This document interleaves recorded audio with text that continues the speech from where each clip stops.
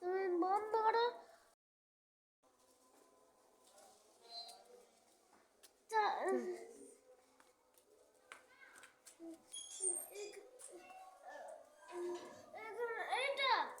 এইটা আমি করি,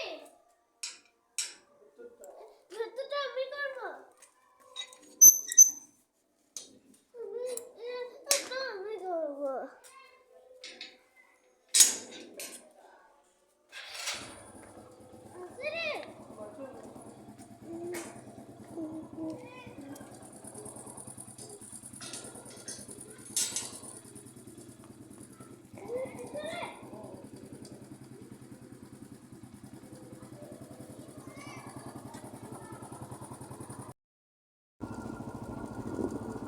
নমস্কার বন্ধুরা, কেমন আছেন সবাই? আশা করি সবাই ভালো আছেন আর সুস্থ আছেন। মালা অফিসিয়ালের একটি ব্লগে আপনাদের সবাইকে অনেক অনেক স্বাগত। তো এই ব্লগটা যদিও আমি অনেক লেটে পোস্ট করছি, তবুও করছি কারণ কিছু অসুবিধার জন্য আমি এটা পোস্ট করতে পারিনি। এই ব্লগটা হচ্ছে রটন্তী কালী পুজোর ঠিক আগের দিনের সন্ধ্যাবেলাকার ব্লগ। আসলে বিকাল হতে না হতেই আমরা একটু বেরিয়ে পড়েছি, খুব প্রয়োজনেই বেরিয়েছি। আমাদের বাড়িতে হয় সরস্বতী পুজো, আর মা সরস্বতীর প্রতিমা আনার জন্য আমরা দুজনে বেরিয়েছি, মেয়েকে নিয়ে। দুজনে না, তিনজনেই। আর এই দেখুন একটা জায়গায় এসে গেছি যেখানে আমাদের অনেক মূর্তি তৈরি হচ্ছে, মায়ের প্রতিমা সাজানো হচ্ছে। আর এই যে দেখুন, মাকে আলতা পরানো হচ্ছে। তো ভারী সুন্দর সুন্দর মূর্তিগুলো কিন্তু বানিয়েছে। আর কি অপূর্ব মায়ের মুখগুলো, এক একটা মুখ যেন একরকম। চোখ আঁকাটাও দেখলাম আমরা, কিন্তু খুব সুন্দর, খুব ভালো লাগছিল, সবগুলোই খুব ভালো লাগছিল। কিন্তু আমার একটা পছন্দ হয়েছিল, সেটা আপনাদেরকে দেখাচ্ছি। পছন্দ মানে যে কোনো মায়ের মূর্তিটাই ভালো, কিন্তু তবুও তাদের মধ্যে হয় না একটা অন্যরকম। আর এই যে দেখুন, মা কালীর মূর্তিও এখানে তৈরি হচ্ছে। ওই যে বললাম, রটন্তী কালী পুজোর আগের দিন আমরা গেছি মূর্তি আনতে। আসলে আমাদের বাড়ির সরস্বতী পুজোটা আমার বরের যত বছর বয়স ঠিক তত দিনের, মানে আমার বর যে বছর হয়, মানে জন্মায়, সে বছর থেকে নাকি সরস্বতী পুজোটা শুরু হয়েছে, এমনটাই আমি শুনে আসছি মায়ের কাছ থেকে। তো যাই হোক, গ্রামের বাড়িতে যখন থাকতেন সবাই, তখন কিন্তু খুব ধুমধাম করে সরস্বতী পুজো হতো। গ্রামে যেমন হয়, সবাইকে নিমন্ত্রণ জানিয়ে তারপর আত্মীয় স্বজনরা সবাই আসতেন, বড় কাকা ছোট কাকা সবাই থাকতো। খুব জমজমাট পুজো হতো। তো সে পুজো সম্পর্কে শুনি আর খুব মন খারাপ হয়। সত্যিই তো আমরা সেভাবে আনতে পারি না, কিন্তু ইচ্ছা আছে সমস্ত আত্মীয় স্বজনদেরকে নিয়ে, সবাইকে নিয়ে খুব সুন্দর করে পুজো করার। কিন্তু জানি না কবে হবে সেটা সম্ভব।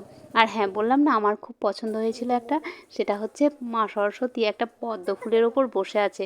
তো সেটা একজন অর্ডার দিয়েছে। তো যাই হোক, সেটা আমি কিন্তু কোনো মতেই পাবো না, কারণ একজন তো অর্ডার দিয়ে রেখেছে। তো তাই জন্য আমি বললাম যে সামনের বছর যখন আমি অর্ডার দেব, তখন এই ধরনের একটা বানাতে বলে যাব। আসলে ওটা আমার খুব পছন্দ হয়েছিল। আর তারপর আমরা গেলাম, ওখানকার কাজ সেরে নিলাম, আর তারপর গেলাম আমরা কীর্ণাহারের যে বাস স্ট্যান্ডের পাশেই একটা মাঠ আছে, তো সেই মাঠে ওখানে গেলাম। ততক্ষণে সন্ধ্যা হয়ে গেছে, সবাই খেলাধুলো করে ফিরছে, আর ওই যে গরুগুলোও ফিরছে। তো যাই হোক, মাহি একটু খেললো ওর বাবার সাথে, ওর মন ভরলো না খেলে। আসলে ও আরও খেলতে চাইছিল। ওই যে বাস স্ট্যান্ডের রাস্তা দেখা যাচ্ছে, আর পাশেই এই যে আমাদের কল্লোল ভবন, এখানে অনেক অনুষ্ঠান হয়, আর এই হচ্ছে স্টেজ। আর তারপরে ওখানে একটু খেলাধুলো করার পর মন্দিরে, ঈশানী মায়ের মন্দিরে প্রণাম সেরে তারপর আমরা চলে এলাম বাস স্ট্যান্ডের দিকে। এসে ভাবলাম একটু বিরিয়ানি খাবো, কিন্তু বিরিয়ানির দোকানে ঢুকলাম ঠিকই, উনি বললেন যে একটু দেরি হবে বিরিয়ানি হতে, কিন্তু আমাদের হাতে বেশি সময় নেই, বাড়ি ফিরতে হবে। তাই জন্য আমরা কি করলাম, একটা ছোট্ট দোকান আছে, তো সেখানটায় ঢুকলাম। মাহিকে জিজ্ঞেস করলাম কি খাবে, মাহি বলল চিকেন চপ। তাই আমি আর অন্য কোনো কিছু খাবার ইচ্ছা প্রকাশ করলাম না, যেহেতু মেয়ে নিজের মুখে বলেছে। তো তাই জন্য আমি বললাম চলো আমরা তিনজনেই সেটাই খাবো। তো এখানে কিন্তু এই কাকুটা চিকেন চপ বানায়, খুব সুন্দর বানায়, আর সাথে ঘুগনি, স্যালাড, সস সব কিছু দিয়ে কিন্তু অপূর্ব করে খেতে। তো সেই মতোই আমরা তিনজনে নিয়ে নিলাম। এই যে প্রথমে আমারটা দিল, তারপর আমার মেয়েটাও দিল। আর হ্যাঁ, মাহি পুরোটা খেতে পারেনি, আসলে ঝাল হয়ে গেছিলো বেশ কিছুটা। তাই জন্য মাহি অর্ধেকটা খেলো, আর বাকিটা কিন্তু নষ্ট করিনি, বাকিটা আমি খেয়েছি।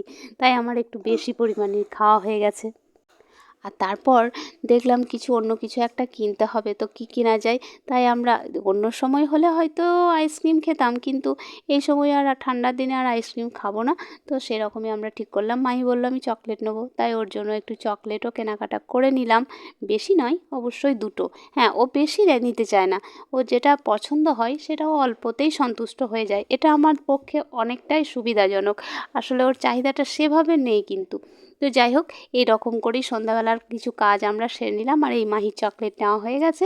তো এখন আমরা বাড়ি ফিরছি, আর বাড়ি ফিরে পরের ব্লগগুলো অবশ্যই আপনাদের সাথে শেয়ার করব। ভালো লাগলে লাইক করবেন। ভালো থাকুন, সুস্থ থাকুন, টাটা।